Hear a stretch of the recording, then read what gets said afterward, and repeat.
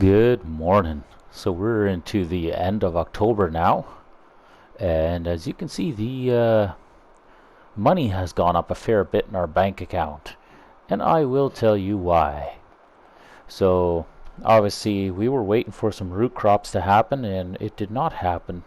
Seemed like nobody was giving out their root crops. Field 10 and I believe 14 had some, and 13 had some. No, sorry, 13 didn't. But anyway, there were a few fields that were hoping for root crop number 1, but it seemed like nobody had contracts for root crops.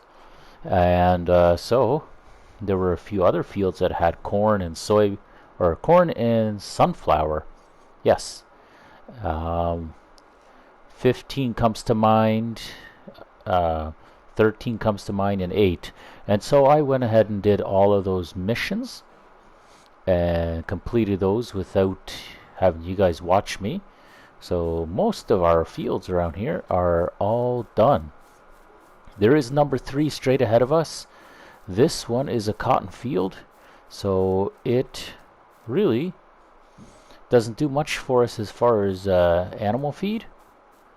All it's good for really is, well, we can do the contract if we want and make a little money, but as far as animal feed, it's not going to really go one way or the other. But that's okay.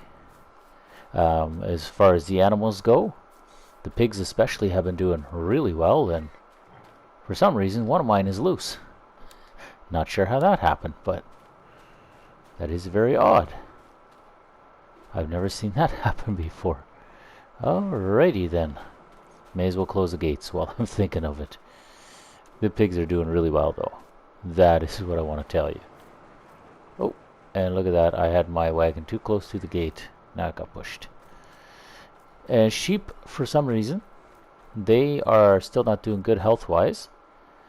And I think the reason for it is simply because I have one kind of food in there only, which I should have only done 50% of. So you can only have 50,000 liters of food in here. So I should have dumped, 25,000 of hay and then 25,000 of grass or something like it. And I just did 50,000 of hay, and so now they don't have the proper mixture, and it seems like they're languishing from it.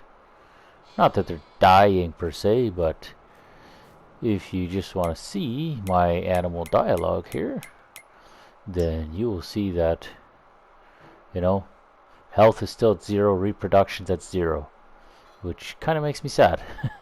So I think what I need to do, you can see hay is down to 47,800. Like, there's not much room to put silage in there, which I don't think they eat silage, because at the bottom of the screen we're seeing that sheep eat grass and hay. So I don't know if the silage is a typo or what the issue is. Either way, the sheep are not doing that great, which kind of stinks. Maybe I'll end up selling them all and then just getting rid of the sheep, because I don't want to keep animals that are just dying. There's no point to it. But you can see my pigs are doing really good. They're halfway through their reproduction cycle, and so before too long we should be doubling up on the pigs. 20 pigs right now, and I would say before spring of next year we'll probably end up seeing a few more pigs in the barn. Now you guys will remember we put up these 3 new bins, the taller ones, and yes, we added a fair bit of corn in there, but then also sunflower, another 43,000. So that's all good for pig feed. And then this one here is empty. So we got a number of different grains. We got some wheat going on here. We got some barley going on here. And we got some oats going on here. Lots of food for the animals. I think this other one here is going to have to be soybeans eventually. That is at least the plan for now. I'm inside my shed where I have all my hay and feed that I mix up. So you'll see right here I got 94,795 grass that is currently being dried, and hay I got 750,000. So there's plenty going on here. TMR is all full, and it says I'm out of space. Since I'm not going to be doing cattle right away, I'm thinking I'm going to sell all of my TMR. I'm going to rent a trailer and then sell that 400,000 liters worth of TMR, and that should make for a really good sale. I know TMR is quite expensive, and it's a good way to use up our grass and our hay, the ones that the animals can't use anyway. So there you go. That is at least the plan for now. And it looks like breakfast has just shown up. They seem to be running away. Oh, there's a second breakfast. Come here. Get over here. Ah, never catch those guys. Oh well, maybe next time. Anyway, yeah, I think we should just get straight to work. I'm going to go grab the mower. We'll put it on the 560 again. This field here definitely needs to be mowed, and I got a feeling that we're gonna want to get this all cleaned up before too terribly long. You know, on second thought, I think I might have a better idea. So let's just go over to the shop and let me show you what I'm thinking here. See if you guys will agree with me. Under mowers, we do have a couple different options, but I'm thinking this Fortschritt right here, and yes, there's an R there, Fortschritt. We got the green and white, we got the green, we got the brown, and the standard blue.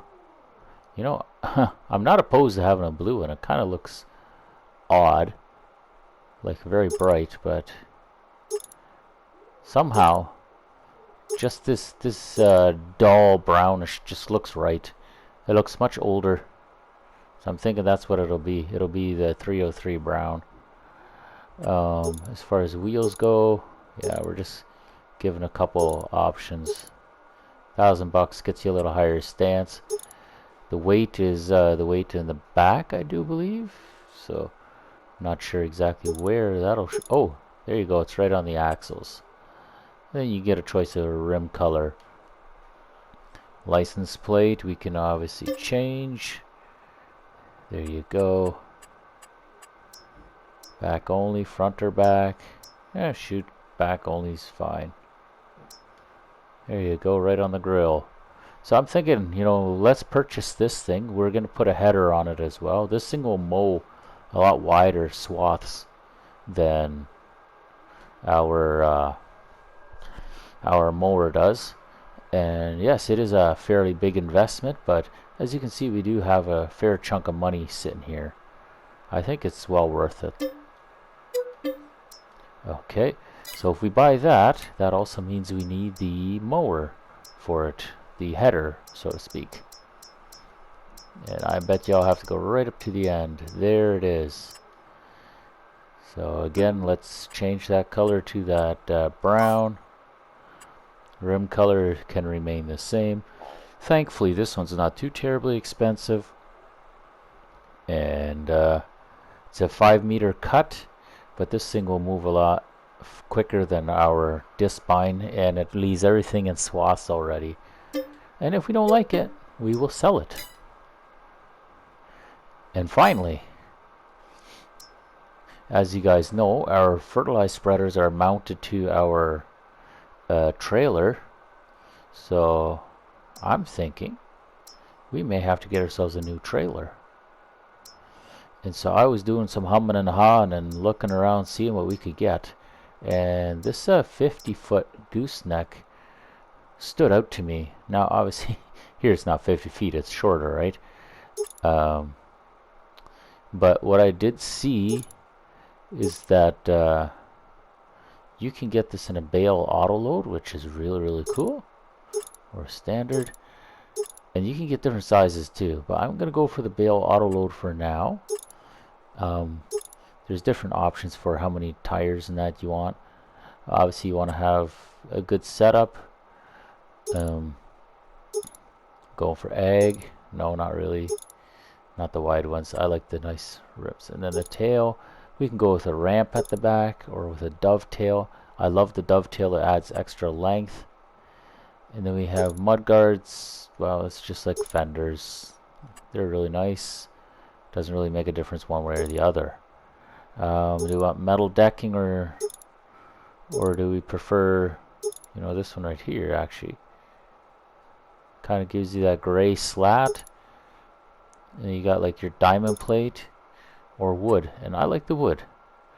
But since we don't have a gooseneck on our truck, I'm just going to go with a bumper pull so that our dump truck can still pull that.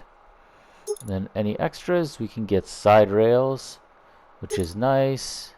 We can get log poles, we can get extensions, and I think I would honestly prefer the extensions just for future. I think it'll come in really handy. The trailer can stay black as far as that goes. Plate's good. And $18,500 later, we have purchased ourselves a trailer. So I think this means we need to go and see our trailer. Well, here's our purchase. We do indeed have this mower now. And I honestly couldn't tell you where this comes from. I'm imagining it's a European country of some kind. Just based off of the wording there, it would seem like it's some sort of Slavic language. I don't know if that's, you know, Czech or if that's Ukrainian, Russian. I really have no idea. Maybe Romanian. To me, they all look very, very similar. So I am not an expert on that. But what I do like is that they do have a nice chaining diagram to show how to tie this thing down on your trailer, as well as chain marks on everywhere where you can put a chain on. Really nice touch there, Mr. Mod Man. That was well done. But as far as how this thing works, you would normally just jump in here, and let me just jump out again so you can see the door slide open and closed. There you go. Got kind of a nice old-fashioned sound to it. I kind of do like that. Now it is obviously hooked up to a wagon, which is fine and all. That's the header right there. But I can't get to that wagon unless I get rid of this trailer. So that'll be the first order of business. The dump truck is coming in already. Don't know exactly where he is. Looks like he's just headed up the line actually. Should be here in just a minute or two. Okay, we've got the trailer hooked up, and yes, my truck hitch is a wee bit low, shall we say. Not exactly what I thought was going to happen when I hooked up. It kind of jumped real funny, but that's alright. Now, the dovetail that you see, there's a, well, there you go. That is how you load them up. And let me show you that again so you guys can see. This adds a lot of extra room as far as loading stuff. But the dovetail, you know, it's really nice for loading up, and I think that we should be able to load up our machine really well on here. Does not appear to be too terribly steep. Now, as you can see, the tractor is not exactly fitting very well on the ramp. So this is where those extensions come in handy. Let's fire up the truck, and I do believe we should be able to open those extensions. If I can just remember how to do it. I know there is a way to do it. I just have to try to remember. Okay, I brought her back in the shop and I made just a few adjustments. And so now I think we can do this, because now we get the unfold trailer symbol, which we didn't have before. So there you have it. Now we will try this again. And I got a good feeling about it now. Obviously I'm going to have to make one turn and see if we can straighten ourselves out a little more, because it's a bit atrocious trying to make that turn. But I think we should be able to bring that thing in now.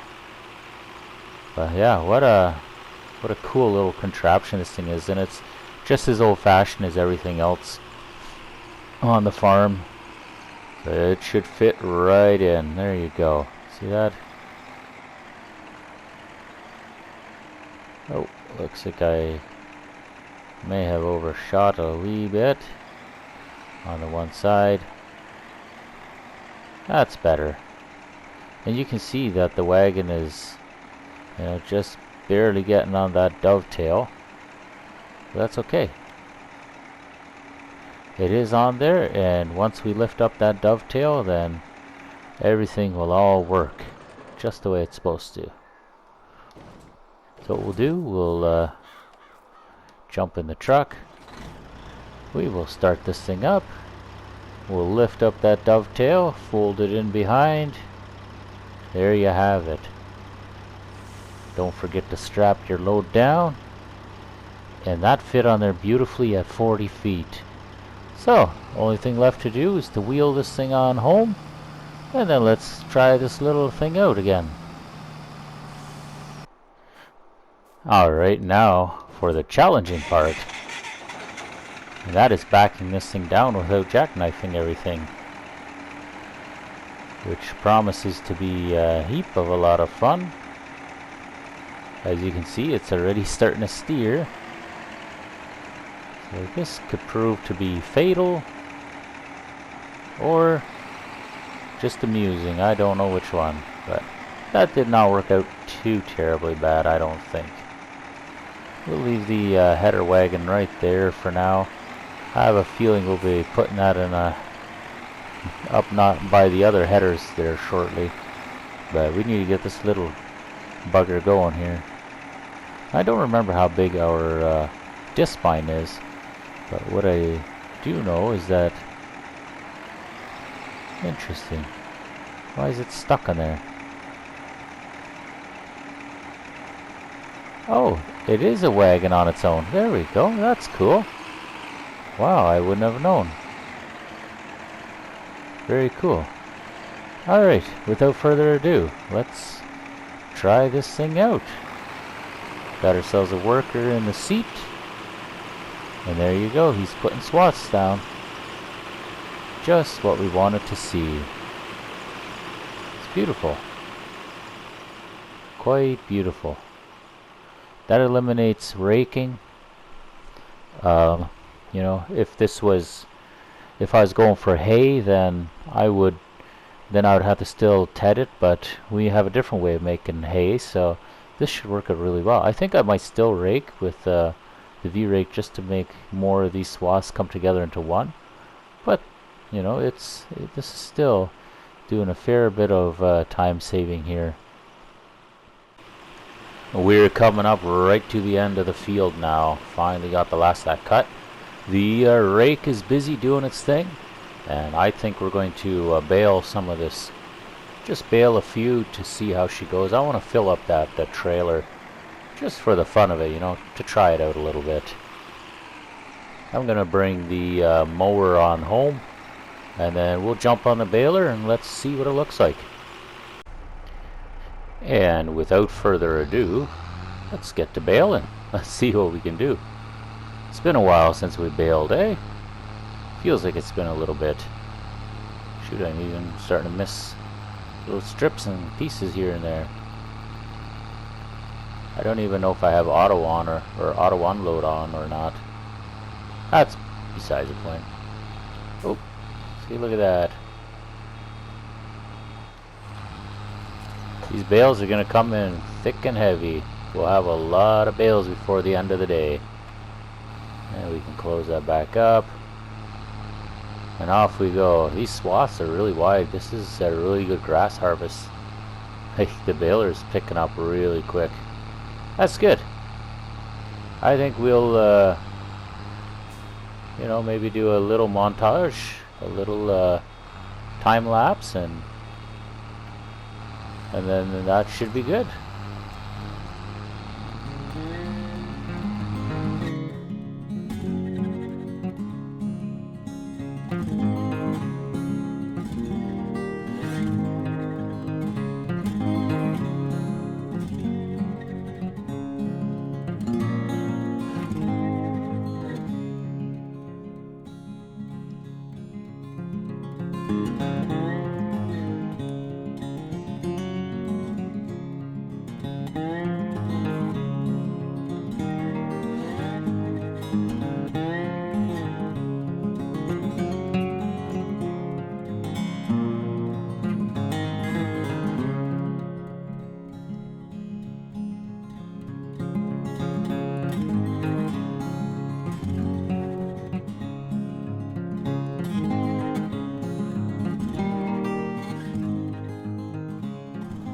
We've got all the grass raked up, and so now we can put the rake away and we can get right on with the baling. I did make a few preliminary bales, as you saw in the previous clip, but we got lots more to make. So I'm just going to put the rake away real quick, and then we're going to get right back to baling, and let's go see if we can get ourselves a whole trailer load made, and then we'll sell them off at the bale, whatchamacallit there? The bale dealer? I don't even know what it's called, honestly. I just know that sometimes they pretend they have a high demand, and then I ignore their requests for bales. But now I'll actually have a reason to send some there. Look at that. We got pretty well a trailer load full. I might add a few more to the trailer yet, but we've definitely got this thing stacked pretty good. I just wanted to take a look and see how we were doing, and look at that. A few more here on the dovetail, and I think we should be in ship shape. That is, if I can find straps back here. Looks like this one here might be the very last strap that I have. So I might be able to throw one or two on top here yet. Maybe another two here, so 4 more bales. And then we can go haul off that load. Well, here's an interesting phenomenon. If I put my straps on my bales, then my truck has a hard time driving. Now watch, if I undo my belts, no problem. Except the bales that are not auto-loaded, those seem to have a problem with falling.